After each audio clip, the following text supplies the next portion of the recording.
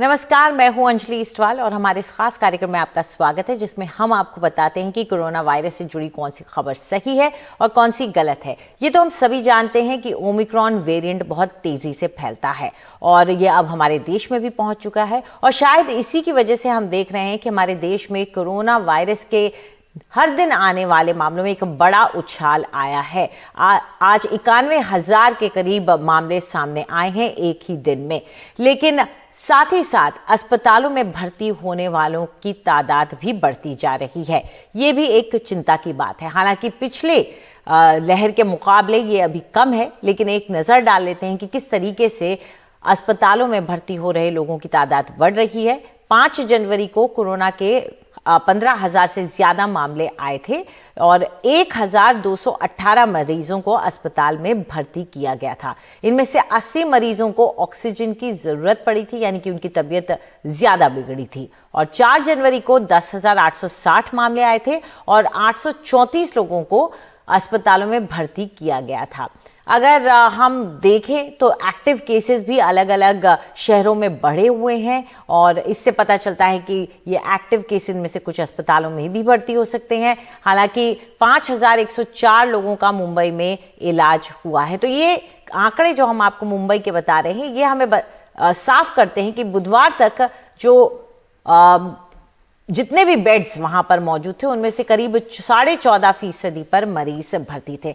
दिल्ली का भी यही कुछ हाल होता हुआ नजर आ रहा है। यहां पर भी अब हॉस्पिटल एडमिशन्स बढ़ रहे हैं और यहां 5 जनवरी को 10,000 से ज्यादा मामले आए थे और 782 मरीजों को अस्पताल में भर्ती कराया गया था और कल एक दिन में 708 मरीज भर्ती हुए हैं। तो ये स्थिति इस वक्त हमारे शहरों में है और हमारे शहरों के अस्पतालों में है। वहीं एक नजर हम इस बात पर भी डाल लेते हैं कि किस तरीके से कोरोना के नंबरों में कोरोना वायरस का जो आंकड़ा है उसमें उछाल आया है। अगर हम पिछले 10 दिन के मामलों पर नजर डालें तो हमें साफ हो जाता है कि 15 गुना तक कोरोना वायरस के मामले बढ़ गए। ये एक बड़ा उछाल है।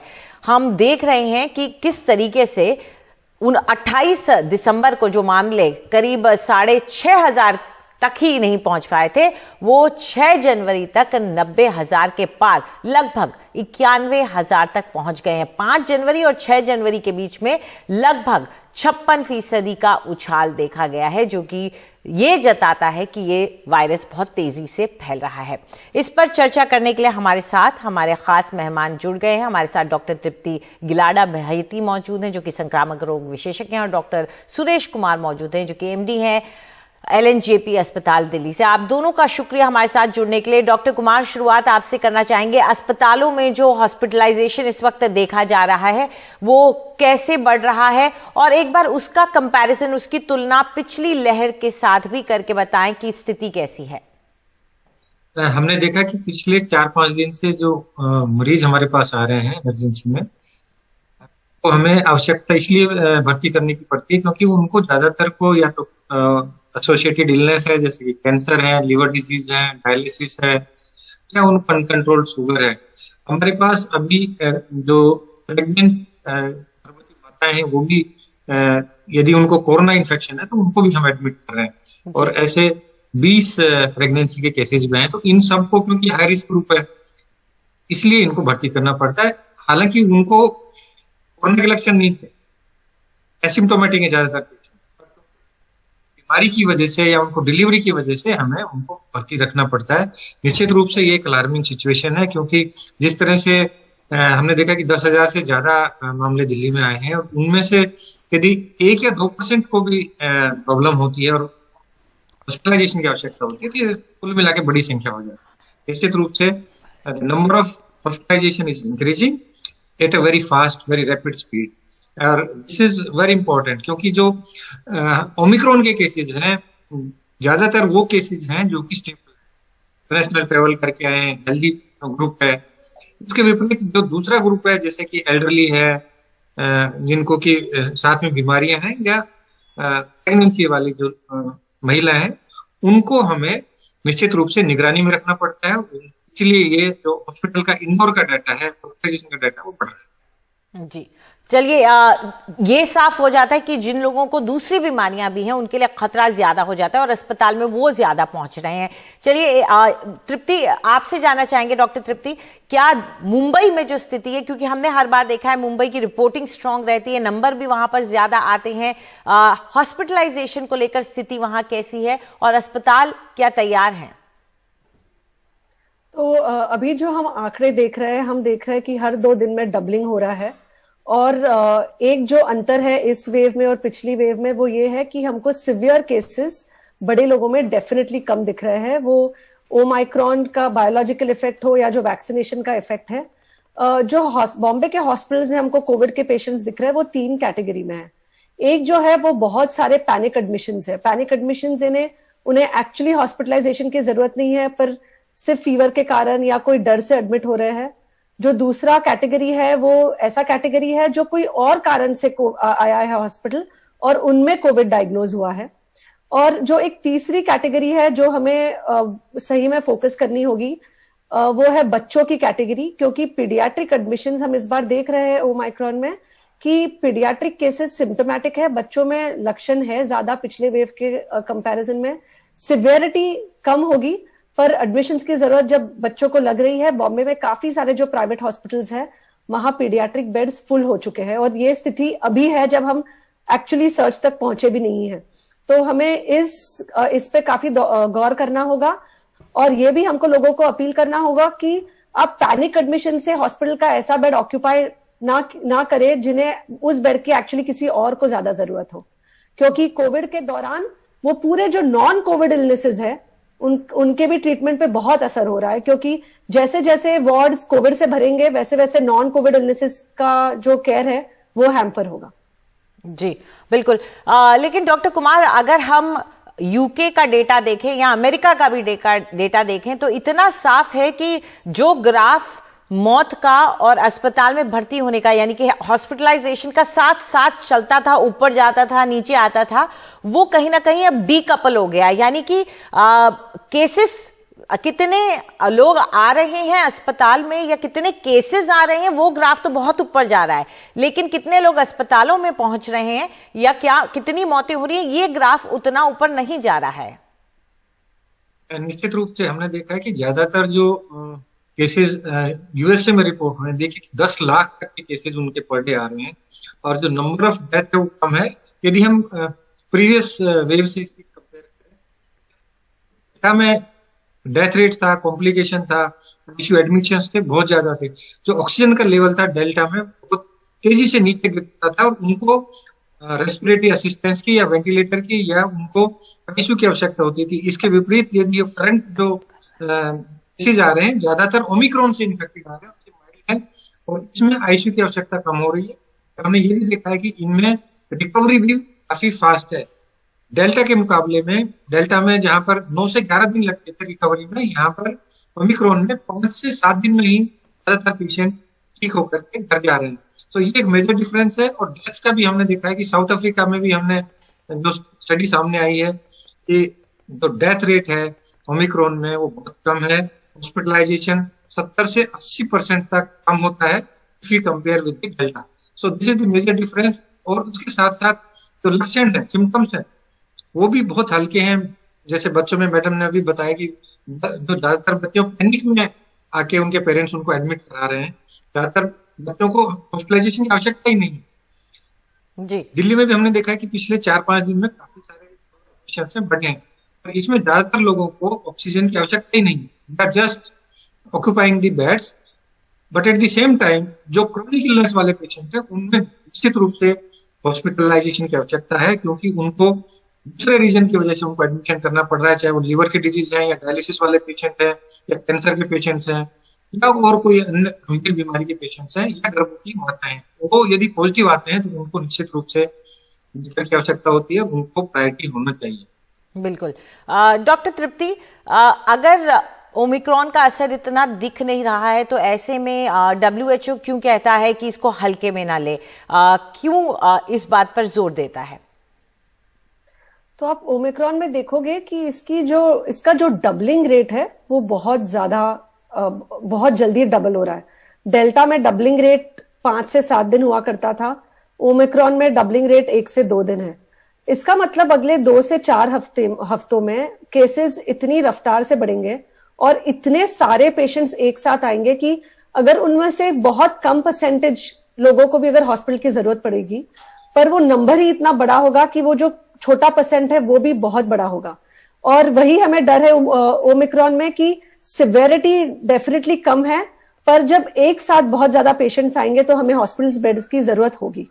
और इसीलिए हम लोगों से बोल रहे हैं कि हाँ, ये माइल्ड है, इसमें इतने सिवियर इलनेसेस नहीं हो रहे हैं, पर फिर भी इसे लाइटली ना ले, क्योंकि ये बहुत ज्यादा इन्फेक्शियस वायरस है और हमें पता है कि अगले 2 से 4 हफ्ते हैं वो काफी क्रूशियल है। बिल्कुल। डॉक्टर कुमार, एक चिंता जो बढ़ रही है, इस पर हमने कल भी कार्यक्रम किया था, वो ये था कि खुद जो स्वास्थ्य कर्मी हैं, डॉक्टर्स हैं, वो अभी संक्रमित हो रहे हैं और खास तौर पे जो रीढ़ की हड्डी होते हैं, जो आपके वर्कर्स होते हैं, यानी कि जूनियर डॉक्टर्स हैं, उनके ऊपर इसका काफी मार दिख रही है। सिर्फ दिल्ली ही नहीं, हमने मुंबई में देखा, पंजाब में भी देखा है, सब जगह देख रहे हैं। तो क्या असर पड़ सकता है इसका? ये एक बहुत बड़ा चिंता का विषय है, क्योंकि हमने देखा है कि जो डॉक्टर्स हैं, नर्सेज हैं, टेक्नीशियन हैं, यदि वो ही कोविड से इन्फेक्ट हो जाते हैं तो जो total number of health care professionals हैं, जो कि सर्विस प्रोवाइडर हैं, उनकी संख्या कम होगी और निश्चित है कि जो एफिशिएंसी है, दक्षता है, वो कम होगी। इसके लिए हमने एक विशेष ड्राइव भी शुरू किया है कि हमारा जो कैपेसिटी है, जैसे कि 100 नर्सिस का हमारा वैकेंसी है, तो हम 25% एक्स्ट्रा रिक्रूट कर रहे हैं, 125% हम स्टाफ को बढ़ा रहे हैं, ताकि यदि स्टाफ 25% भी इन्फेक्ट हो जाता है तो हम उनको रिप्लेस कर सकते हैं। और जो रोस्टर है वो इस तरह से हमने बनाया कि सब लोगों को एक साथ ड्यूटी पे हमने डिप्लॉय नहीं किया है, बारी बारी से उनको हम ड्यूटी रोस्टर में डालते हैं। और ज्यादातर हॉस्पिटल्स और दिल्ली सरकार का भी यही हमें निर्देश प्राप्त हुआ है कि हमें ज्यादा स्टाफ रिजर्व में भी रखना है और सभी स्टाफ को बारी बारी से ड्यूटी पे लगाना है, क्योंकि ज्यादातर डॉक्टर इन्फेक्ट हो रहे हैं और उनका स्वास्थ्य हमारे लिए बहुत ही इंपॉर्टेंट है। हम पूरे जो प्रोटोकॉल्स हैं, जो इन्फेक्शन कंट्रोल यूनिट है, जो हमारा कमेटी है इन्फेक्शन कंट्रोल के लिए, उस पर भी हम बड़ी गंभीरता से उस पर काम करते हैं कि हमारे जो प्रोटोकॉल्स हैं वो सही तरीके से उसका पालन हो। और जो वेस्ट डिस्पोजेबल है, आपने देखा होगा कि जो पीपी किट हम पहनते हैं उसका प्रॉपर जो बायोलॉजिकल वेस्ट है उसका प्रॉपर डिस्पोजेबल हो और पूरे जो मानक हैं, जो स्टैंडर्ड्स हैं, उसका सख्ती से पालन हो, तो निश्चित रूप से जो इन्फेक्शन का दर है वो हेल्थ केयर वर्कर्स में, डॉक्टर्स में, नर्सिस में कम होगा। इसके साथ साथ हम ये भी इंश्योर करते हैं कि कहीं पर भी ज्यादा जो, जैसे हमने देखा कि ओपीडीज में काफी क्राउडेड प्लेस है, तो ओपीडीज में भी हम ये इंश्योर कर रहे हैं कि लोग वहां पर मास्क लगा के रखें। और ज्यादातर जो सर्जरीज होता है, सर्जरी से पहले मैंडेटरी आरटीपीसीआर हमने कंपलसरी किया है कि जो भी पेशेंट का सर्जरी होगा उससे पहले उसका आरटीपीसीआर अवश्य होगा। जी बिल्कुल। और कई इनमें से जो प्रोटोकॉल हैं वो 2 साल से लगातार चले आ रहे हैं ताकि ये सारी बातों का ख्याल रखा जा सके। लेकिन डॉक्टर तृप्ति, कई राज्यों में, कई शहरों में अब तक कुछ डॉक्टर्स ऐसे हैं जो कोविड की ड्यूटी कर रहे हैं, वो अपने घरों तक नहीं गए, वो होटल्स में ही रह के काम कर रहे हैं। उनकी स्थिति 10-10 घंटे से ज्यादा, कभी कभार 24 घंटे तक काम करने की, पीपीई किट में काम करने की मजबूरी है। तो अगर ये तीसरी वेव आती है तो कितना ज्यादा प्रेशर बढ़ेगा उन लोगों पे जो खास तौर पे कोविड ड्यूटी कर रहे हैं? ये आपने बहुत अहम मुद्दा उठाया है। तो एक्चुअली क्या हुआ है, पिछले 2 साल में, पिछले 1 साल में स्पेशली, जो गवर्नमेंट हॉस्पिटल्स होते हैं या मेडिकल कॉलेजेस होते हैं, वहां एमडी या एमएस के 3 बैचेस आते हैं, क्योंकि एक पूरा एडमिशन ही नहीं हुआ है, एक पूरा बैच इन हॉस्पिटल्स में नहीं आया है, जिसका मतलब एक नया बैच नहीं आने से 1/3 वर्कफोर्स तो वहीं कम हो गया है हॉस्पिटल का। और जो बचा 2/3 वर्कफोर्स है, अगले 2 से 4 हफ्ते में हमें पता है कि या तो डॉक्टर्स इन्फेक्ट होंगे या तो क्वारंटीन होना होगा, क्योंकि कोई ना कोई क्लोज कॉन्टैक्ट होगा। तो उस कारण ऑलरेडी काफी हॉस्पिटल्स में आधा वर्कफोर्स वैसा ही कम हो गया है। और इसलिए जो बचा हुआ वर्कफोर्स है उन पे डेफिनेटली बहुत प्रेशर है, फिजिकल प्रेशर, मेंटल प्रेशर, और जो पूरा जो प्रेशर होता है कि घर नहीं जा पाते, घरों से दूर है, अपने लोगों को नहीं मिल पाते, तो वो ऑब्वियसली जो प्रेशर है वो भी बढ़ेगा। जो दूसरी चीज जो हम शायद बेहतर कर सकते वो था कि अगर आप देखोगे अभी जो बूस्टर डोज है वो फ्रंटलाइन वर्कर्स के लिए वो अब चालू होगा, जब एक्चुअली काफी सारा वर्कफोर्स इन्फेक्ट हो चुका है और अभी बूस्टर के लिए शायद एलिजिबल ही ना हो। अगर ये बूस्टर शायद 1 या 1.5 महीने पहले मिलता तो हमारा जो ये पूरा प्रेशर है शायद कम हो पाता। पर खैर अब जो सिचुएशन में हम वहां से बस वही सब प्रोटोकॉल्स फॉलो करने होंगे सबको, कि अपने आप को जो डबल मास्किंग है, एडिक्वेट पीपीई है, उससे कैसे सुरक्षित रखें ताकि जो एग्जिस्टिंग वर्कफोर्स है वो और कम ना हो। जी बिल्कुल, और सिर्फ डॉक्टर ही नहीं बल्कि सभी लोगों को इस बात का ख्याल रखना होगा कि उनको खतरा इस बार ज्यादा है क्योंकि ये ज्यादा संक्रामक वेरिएंट है। आप दोनों हमारे साथ जुड़े, इसके लिए बहुत बहुत शुक्रिया आप दोनों का। दिल्ली में बढ़ते मामलों के साथ डॉक्टर्स और स्वास्थ्य कर्मियों की चिंताएं भी बढ़ रही हैं। अस्पतालों में कोरोना मरीजों की संख्या भी लगातार बढ़ रही है। ऐसे में डॉक्टरों और हेल्थ वर्कर्स पर दबाव बढ़ गया है। कई स्वास्थ्यकर्मी तो खुद कोरोना संक्रमित भी हो गए हैं। ऐसे में आने वाले वक्त में स्वास्थ्य सेवाओं की चुनौती बढ़ सकती है। बुधवार को दिल्ली में 10,665 कोरोना केस आए, 8 लोगों की मौत भी हुई। मामलों की तादाद मंगलवार से 94% ज्यादा है। इनमें कम से कम 150 स्वास्थ्यकर्मी हैं। केसेस कल 5,500 के आसपास थे और आज 10,000 के आसपास जो शाम तक बुलेटिन है। अभी पॉजिटिविटी 10% के आसपास आनी चाहिए। डॉक्टर अभी से चेतावनी दे रहे हैं। उनका कहना है कि किसी भी सूरत में अस्पतालों में भर्तियां बढ़ेंगी। Number of patient coming for अस्पतालों में मरीजों की संख्या दिन पर दिन बढ़ती जा रही है। ये दूसरी लहर की तुलना में ज्यादा है। पहले 3 में से 4 मरीज दिन में भर्ती होते थे, लेकिन अब 15 से 20 मरीज हर दिन भर्ती हो रहे हैं। see that around 15 to 20 admissions are coming. स्वास्थ्य सेवाओं पर पहले ही दबाव है। अब डॉक्टर कोविड पॉजिटिव हो रहे हैं और बहुत सारे स्वास्थ्यकर्मी क्वारंटीन हैं। हमारा काम तिगुना हो गया है। अस्पताल में डॉक्टरों की कमी देखी जा रही है क्योंकि हमारे पीजी रेजिडेंट डॉक्टर्स ने ज्वाइन नहीं किया है। इस प्राइवेट अस्पताल में एक पूरा माला कोविड को समर्पित है।